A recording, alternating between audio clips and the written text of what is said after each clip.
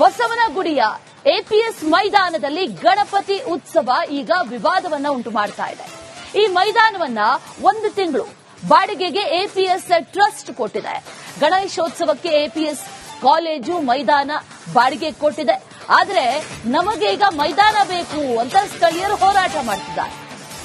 ಬಸವನಗುಡಿಯ APS ಮೈದಾನದಲ್ಲಿ ಗಣೇಶೋತ್ಸವ ವಿಚಾರ ಇದೀಗ ವಿವಾದವನ್ನು ಸೃಷ್ಟಿ ಮಾಡ್ತಾ ಇದೆ. 1 ತಿಂಗಳು ಬಾಡಿಗೆ ಕೊಡಲಾಗಿದೆ. ಎಪಿಎಸ್ ಕಾಲೇಜ್ ಮೈದಾನವನ್ನ ಬಾಡಿಗೆ ಕೊಟ್ಟಿದ್ದಾರೆ. ಆದ್ರೆ ಈಗ ಸ್ಥಳೀಯರೇ ಹೇಳ್ತಾ ಇರೋದು ನಮಗೆ ಮೈದಾನ ಬೇಕು, ಈ ಮೈದಾನ ಆಟದ ಮೈದಾನ ಉಳಿಬೇಕು ಅಂತ ಸಾರ್ವಜನಿಕರು ಪಟ್ಟು ಹಿಡಿದಿದ್ದಾರೆ. 2 ರಿಂದ 5 ದಿನ ಗಣೇಶೋತ್ಸವಕ್ಕೆ ಅನುಮತಿ ಕೊಡಿ, 1 ತಿಂಗಳು ಬೇಡ ಅಂತ ಅಲ್ಲಿನ ಸಾರ್ವಜನಿಕರು ಹೇಳ್ತಾ ಇದ್ದಾರಂತೆ. ಪೊಲೀಸ್ ಆಯುಕ್ತರಿಗೂ ಕೂಡ ಒಂದು ದೂರು ಕೊಟ್ಟಿದ್ದಾರೆ, ಕಂಪ್ಲೇಂಟ್ ಕೊಟ್ಟಿದ್ದಾರೆ. ಸ್ಥಳೀಯರು ಯಾವುದೇ ಕಾರಣಕ್ಕೂ ಗ್ರೌಂಡ್ ಬಿಟ್ಕೊಡಲ್ಲ, ನಾವು 1 ತಿಂಗಳು ಆಗೋದೇ ಇಲ್ಲ, 2 ರಿಂದ 5 ದಿನ ಮಾಡ್ಕೊಳ್ಬಹುದು, ಆದ್ರೆ 1 ತಿಂಗಳ ಆಗಲ್ಲ ಅಂತ ಅಲ್ಲಿನ ಸಾರ್ವಜನಿಕರು ಹೇಳ್ತಾ ಇರೋದು. ಗ್ರೌಂಡ್ ಅನ್ನ ಬಿಟ್ಕೊಡೋದಿಲ್ಲ ಅನ್ನುವಂತ ವಿಚಾರ ಸದ್ಯಕ್ಕೆ ವಿವಾದ ಆಗ್ತಾ ಇದೆ. ಯಾವ ರೀತಿಯಲ್ಲಿ ಬಗೆಹರಿಯುತ್ತೆ ನೋಡ್ಬೇಕು.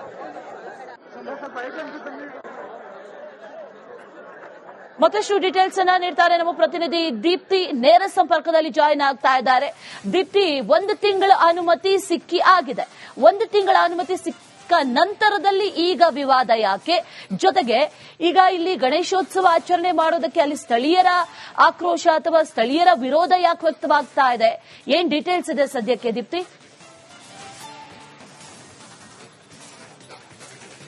ಅಶ್ವಿನಿ, ಯಾವುದೇ ಆಟದ ಮೈದಾನ ಇದ್ರೂ ಕೂಡ ಅದು ಆಟದ ಮೈದಾನವಾಗಿ ಉಳಿಬೇಕು. ಕಮರ್ಷಿಯಲ್ ಆಕ್ಟಿವಿಟಿನ ಮಾಡ್ಲಿಕ್ಕೆ ಯಾವುದೇ ರೀತಿಯಾಗಿ ಪರ್ಮಿಷನ್ ಇರೋದಿಲ್ಲ. ಜೊತೆಗೆ ಇದು ಬಿಬಿಎಂಪಿಗೆ ಸೇರಿರುವಂತಹ ಒಂದು ಜಾಗ ಆಗಿದೆ, ಆಟದ ಮೈದಾನ ಆಗಿದೆ. ಇದನ್ನ ಎಪಿಎಸ್ ಟ್ರಸ್ಟ್ ಅವರು ಲೀಸ್ ಅನ್ನ ತಗೊಂಡಿದ್ದಾರೆ. ಸಬ್ ಲೀಸ್ ಮಾಡೋದು ಕಾನೂನು ಉಲ್ಲಂಘನೆ. ಆದ್ರೆ ಕಾನೂನು ಉಲ್ಲಂಘನೆಯನ್ನ ಮಾಡಿ ಇವತ್ತು ಗಣೇಶೋತ್ಸವಕ್ಕೆ ಅಂತ ಹೇಳಿ ಈ ಗ್ರೌಂಡ್ ನ ಕೊಡೋದಕ್ಕೆ ಹೋಗಿದ್ದಾರೆ. ಹೀಗಾಗಿ ಇಲ್ಲಿರುವಂತಹ ಸ್ಥಳೀಯರು, ಆಟಕ್ಕೆ ಬರುವಂತಹ ಕ್ರೀಡಾಪಟುಗಳು ಇವರೆಲ್ಲರೂ ಕೂಡ ಇವತ್ತು ಹೋರಾಟಕ್ಕೆ ಮುಂದಾಗಿರುವಂತದ್ದು. ಯಾವುದೇ ಕಾರಣಕ್ಕೂ ಕೂಡ ನಾವು ಆಟದ ಮೈದಾನವನ್ನ ಬಿಟ್ಕೊಡೋದಿಲ್ಲ ಅಂತ ಮಾತಾಡಿಸ್ತೀನಿ. ಸರ್, ಈಗ ಆಟದ ಮೈದಾನದಲ್ಲಿ ಸಾಂಸ್ಕೃತಿಕ ಕಾರ್ಯಕ್ರಮಕ್ಕೆ ಒಂದು ಆಯೋಜನೆ ಆಗ್ತಾ ಇದೆ. ಏನ್ ಹೇಳ್ತೀರಾ ಸರ್? ಯಾವ ರೀತಿ ಹೋರಾಟ ಮಾಡ್ತೀರಾ? ಮೇಡಮ್, ಅದೇ ನಾನು ಹೇಳ್ತಾ ಇರೋದು, ಮೈದಾನವನ್ನು ಮೈದಾನವಾಗಿ ಉಳಿಸಿ, ಬೇರೆ ಯಾವುದೇ ಕಾರಣ ಕಮರ್ಷಿಯಲ್ ಆಕ್ಟಿವಿಟೀಸ್ ದಯವಿಟ್ಟು ಕೊಡಬೇಡಿ. ಇದು ನಮ್ಮ ಮನವಿ. ಈಗ ಆಲ್ರೆಡಿ ಅವ್ರು ನಾವು ಟ್ರಸ್ಟ್ ಅವ್ರಿಗೆ ಮನವಿ ಮಾಡಿದ್ವಿ. ಅವರು ಅದನ್ನ ಮನವಿನ ನಾವು ತಿರಸ್ಕೃತ ಮಾಡಿ ಈಗ ಆಲ್ರೆಡಿ ಕೊಟ್ಟು ಬಿಟ್ಟಿದ್ದಾರೆ. ಅದು ಹೇಳಿದ 10 ಲಕ್ಷಕ್ಕೆ ವ್ಯಾಪಾರ ಮಾಡ್ಕೊಂಡ್ಬಿಟ್ಟಿದ್ದಾರೆ ಇವರು. ಈ ವ್ಯವಸ್ಥೆ ಎಷ್ಟು ಮಾತ್ರ ಸರಿ ಮೇಡಮ್? ಮೈದಾನ ಉಳಿಸ್ಕೊಂಡು ಹೇಳ್ತಾನೆ, ರಿಕ್ವೆಸ್ಟ್ ಮಾಡ್ತಾರೆ. ನಮ್ಗೆ ಬೆಲೆನೂ ಇಲ್ಲ, ಕೇಳಿದ್ರೆ ನಮ್ಮನ್ನ ಮಾತಾಡೋದಿಲ್ಲ, ಹೇಳ್ದು ಆಟಕ್ಕೆ ಸೀಮಿತವಾಗಿರುತ್ತೆ. ಅವ್ರು ಕೇಳ್ತಾನೆ ಇಲ್ಲ, ಹೇಳ್ತಾನೆ ಇಲ್ಲ. ತಾವು ದಯವಿಟ್ಟು ಇದನ್ನ ವೈರಲ್ ಮಾಡಿ, ತಾವು ದಯವಿಟ್ಟು ನಿಮ್ಮ ಕಡೆಯಿಂದ ನಮ್ಗೆ ನ್ಯಾಯ ಸಿಗಬೇಕು. ಸೊ ನಾವೆಲ್ಲ ಹೋರಾಟ ಅಂತ ಇದ್ದೀವಿ. ನಾವು ಹೋರಾಟ ಅಂತ ಬಿಡೋದಿಲ್ಲ ಮೇಡಮ್, ಹೋರಾಟ ಮಾಡ್ತಾನೆ ಇರ್ತೀವಿ ಇದಕ್ಕೆ. ಸರ್, ಆಟದ ಮೈದಾನ ಇಲ್ಲ ಅಂದ್ರೆ ಎಷ್ಟು ಕಷ್ಟ ಆಗುತ್ತೆ ಮೇಡಮ್? ನಾನು ಕೇಳೋದು ಒಂದೇ ಕ್ವಶನ್. ಅವ್ರಿಗೆ 2 ಕಡೆ ಮಾಡ್ತಾ ಇದ್ದಾರೆ, ಒಂದು ನ್ಯಾಷನಲ್ ಫೀಲ್ಡ್, ಒಂದು ಇಲ್ಲಿ. 7 ವರ್ಷದಿಂದ ಅಲ್ಲಿ ಮಾಡ್ತಿರೋರು ಸಡನ್ ಆಗಿ ಇಲ್ಲಿ ಏನಕ್ಕೆ ತಗೋತಾ ಇದ್ದಾರೆ ಅಂತ ಗೊತ್ತಿಲ್ಲ. ಒಬ್ರು ಕೇಳಿದಕ್ಕೆ ಅವ್ರಂತಾರೆ ಇಲ್ಲಿ ಸೆಟ್ ಮಾಡ್ತಾರಂತೆ, ಗಣೇಶ ಇಡಕ್ ಇಲ್ಲಂತೆ, ಅದ್ ಬಿಟ್ರೆ ಪ್ರೋಗ್ರಾಮ್ ಎಲ್ಲ ಅಲ್ಲಿ ನಡೆಸ್ತಾರಂತೆ. 2 ಕಡೆ ಏನು ಕೊಡ್ಬೇಕು? ಯಾವ್ದಾದ್ರು ಒಂದ್ ಕಡೆ ಕೊಟ್ರೆ ನಮ್ಗೆ ಅನುಕೂಲ ಆಗುತ್ತೆ. ಅವ್ರು ಕೇಳಿದ್ರೆ ನಾವು ಅರ್ಧ ನಿಮಗೆ ಕೊಡ್ತೀವಿ, ಅರ್ಧ ನಿಮಗೆ ಕೊಡಲ್ಲ ಅಂತ ಏನಾನ ಹೇಳ್ತಾರೆ. ಇಷ್ಟು ಜನ ಇದ್ದಾರೆ, ಇಷ್ಟು ಜನ ಬೆಳಗ್ಗೆ ಸಂಡೇ ಆಯ್ತು ಅಂದ್ರೆ ಹೆಂಡತಿ ಮಕ್ಕಳು ಬಿಟ್ಬಿಟ್ಟು ಇಲ್ಲಿ ಏನಕ್ಕೆ ಬರ್ತೀವಿ ಅಂದ್ರೆ, ಬೆಳಗ್ಗೆ ವಾರೆಲ್ಲ ದುಡ್ದಿರ್ತೀವಿ ನಾವು. ದುಡ್ಕೊ ಬಂದು 10 ನಿಮಿಷ ಎಲ್ಲ ಸ್ನೇಹಿತರು ಸಿಗ್ತಾರಲ್ಲ ಅಂದ್ಬಿಟ್ಟು ನಾವಿಲ್ಲ ಆಟ ಆಡಕ್ಕೆ ಅಂತಾನೆ ಬರ್ತೀವಿ. ಸರ್, ಈಗ ಕಮ್ಮಿ ಅನ್ನೋ 500-600 ಜನ ಸೇರ್ತಾರೆ ಮೇಡಮ್. ಇದೊಂದು ಬ್ಯಾಚ್ ಆಗುತ್ತೆ, ಸಂಜೆ 3 ಗಂಟೆ ಮೇಲೆ ಒಂದು ಬ್ಯಾಚ್ ಬರುತ್ತೆ. ಸಂಜೆ ಪ್ರತಿದಿನ 6:30 ಶುರು ಮೇಡಮ್. 6:30 ಅಂದ್ರೆ ನಾವ್ ಇಲ್ಲೇ ಇರ್ತೀವಿ. ಈ ತರ ಮಾಡಿದ್ರೆ ಈ ತರ ನಾವು ಎಷ್ಟವ್ರಿಗೆ ಏನಂತ ಉತ್ತರ ಕೊಡ್ಬೇಕಾಗತ್ತೆ ಹೇಳಿ? ನಮಗೋಸ್ಕರ ನಿಮ್ಗೆ ಹತ್ರ ಕೇಳ್ಕೊಳ್ಳೋದಷ್ಟೇ, ನಿಮ್ ಟಿವಿ ಕಡೆಯಿಂದ ನಿಮ್ಗೆ ಕಾಲಿಗೆ ಬೀಳ್ತಾ ಇದೀವಿ, ಇದೊಂದು ಆಟದ ಮೈದಾನ ನೀವು ಉಳಿಸ್ಕೊಡ್ಬೇಕು ಅಂತ ನಿಮ್ಮಲ್ಲಿ ಕಳಿ ಮನವಿ ಮಾಡ್ಕೊತಾ ಇದೀವಿ ಮೇಡಮ್. ಹೋರಾಟಕ್ಕೋಸ್ಕರ ಬಂದಿರುವಂತದ್ದು ನೀವು ನೋಡಬಹುದು ಅಶ್ವಿನಿ. ಎಲ್ಲರೂ ಆಟದ ಮೈದಾನ ಉಳಿಸ್ಕೊಳ್ಬೇಕು ಅಂತ ಹೇಳಿ ಇವತ್ತು ಈ ಹೋರಾಟಕ್ಕೆ ಮುಂದಾಗಿದ್ದಾರೆ. ಮತ್ತೆ ಒಂದಿಷ್ಟು ಜನ ಮಾತಾಡಿಸ್ತೀನಿ.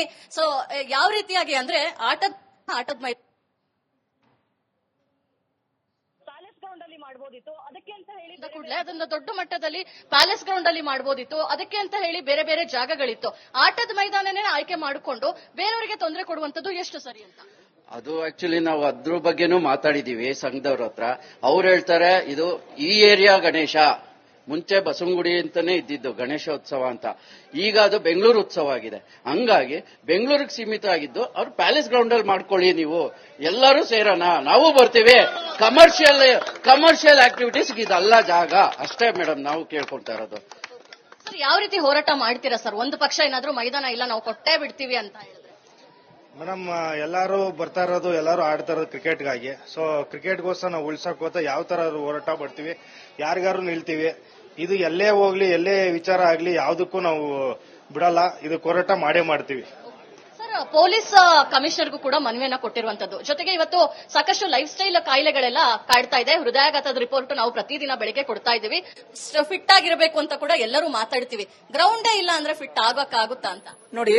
ಫಸ್ಟ್ ಆಫ್ ಆಲ್ ಏನಂತಂದ್ರೆ, ನಾವು ಹಬ್ಬದ ವಿರುದ್ಧ ಅಲ್ಲ, ಹಬ್ಬ ಮಾಡಿ ಎಲ್ಲಿ ಮಾಡಬೇಕು ಅದಕ್ಕೆ ಅಂತ ಒಂದು ಜಾಗ ಇದೆ.